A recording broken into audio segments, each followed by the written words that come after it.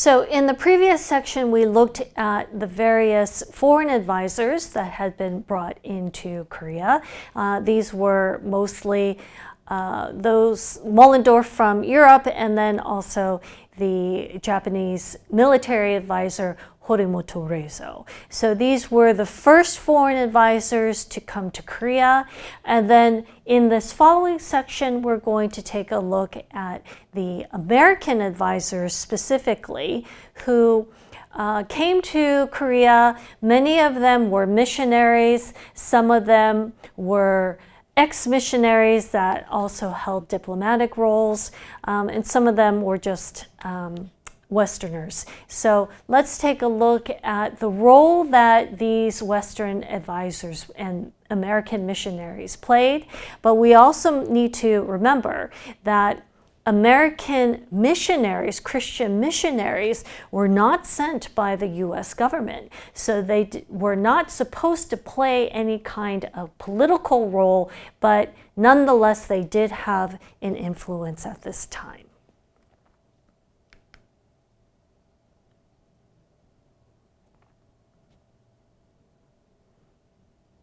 How were the American missionaries allowed to open schools and churches in 1886? And why do you think the Joseon government allowed them to do so?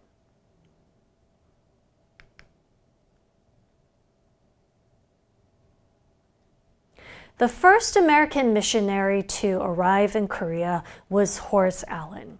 He was a Presbyterian missionary, and he arrived shortly before the Kapshin coup d'etat in December of 1884. So as mentioned, Min Young-ik had been seriously injured during this coup d'etat, and Allen had been able to save his life through his Western medical training. And Gojong, the king, was very impressed by Allen and by Western medicine and the efficacy of Western medicine.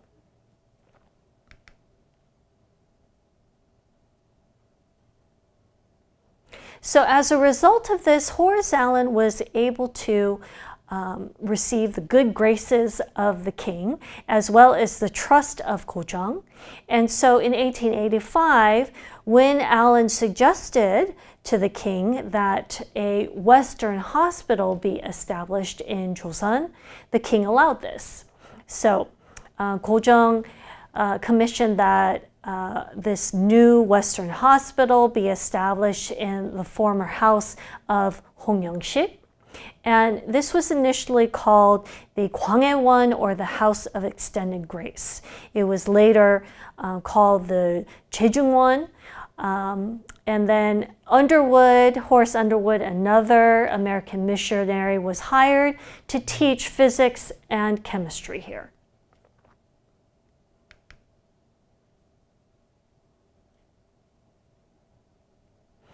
Horace Allen was not the only missionary to arrive in Korea. He was shortly followed by the Scrantons and by the Underwoods.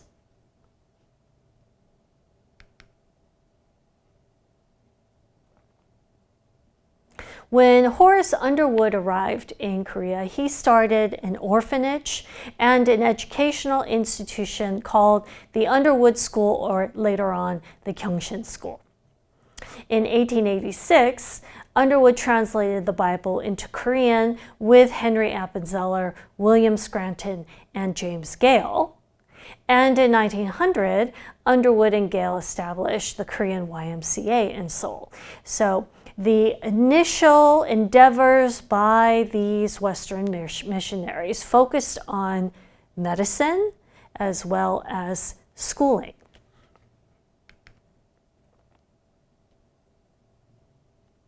Henry Appenzeller also arrived in Korea in 1885 with the Underwoods and the Scrantons. He was a Methodist missionary, and he opened a school at the house of the Scrantons, and then he would also open up a church in Cheongdong, which is right behind Deoksu Palace today.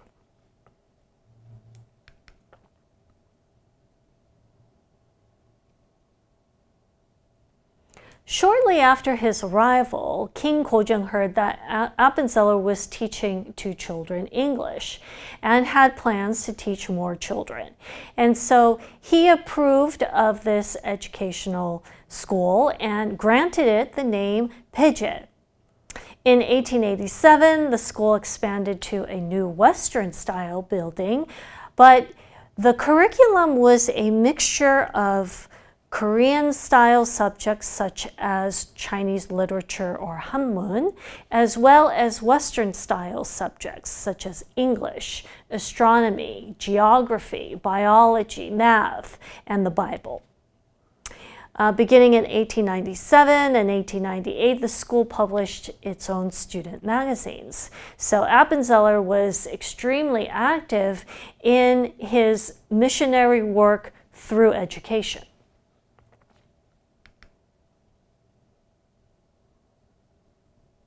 Mary Scranton arrived in 1885 with her son, Dr. William Scranton, and opened up the first modern school for girls in 1886 called the Ewha School. And the Ewha School would go on to become Ewha University, which is now the largest women's university in the world. In 1887, she also started a clinic for women. And most of the American missionaries' funding was secured through Scranton because she would buy houses and renovate them into schools and hospitals. So we see here that the first missionaries to Korea, their efforts were through indirect evangelization through the schools and through the medical missionary. But this doesn't mean that the Koreans were inactive. The Koreans were also very active in still trying to help and support reforms and changes within Korea. One such person was Park Jung-young. He had also traveled to Japan in 1881, and in 1887 he became the first Korean minister in the United States. He delivered a royal letter from King Kojong to President Cleveland, and he also participated in the Kabul reforms in 1895, replacing Kim Hong-jip, who was killed. In 1897 and 1898, he was also a member of and supported the Independence Club. So individuals like Park Jung-young, who had been exposed again to the changes in Japan and the United States, were in their way also trying to help implement changes and reforms. He was active through the government and through official style reforms through the Kabul Reform Program, but was also supportive of and active in trying to maintain Korean sovereignty through efforts such as the Independence Club.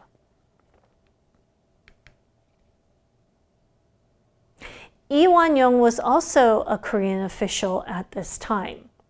In 1886, he had been appointed in the office of royal counselors, and he sided with the Min family against the Enlightenment Party. So he was against rapid Western-style reform and sided with the Min family.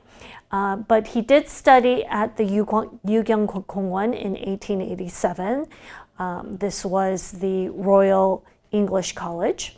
And in 1887, he was dispatched to the United States as a part of the Korean legation there. And in 1895, participated in the new Kabul Reform Cabinet as the Minister of Education. So again, this is an individual who is participating in the reform program, but from a more moderate, if not conservative, perspective and through official means.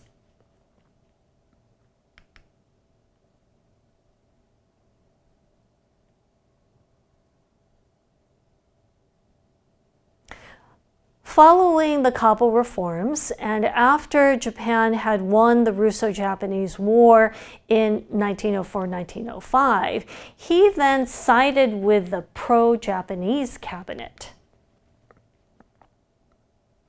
Eventually in 1905, when the Japanese arrived and forced Korea to sign the Protectorate Treaty, he was one of the Korean ministers to put his signature on the treaty.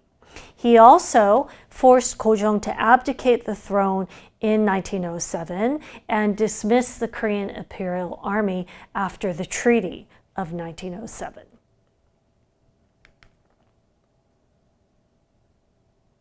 In 1910, he led the negotiation of the signing of the Japan-Korea Treaty, or the Annexation Treaty, and continued his pro-Japan activities throughout the colonial period.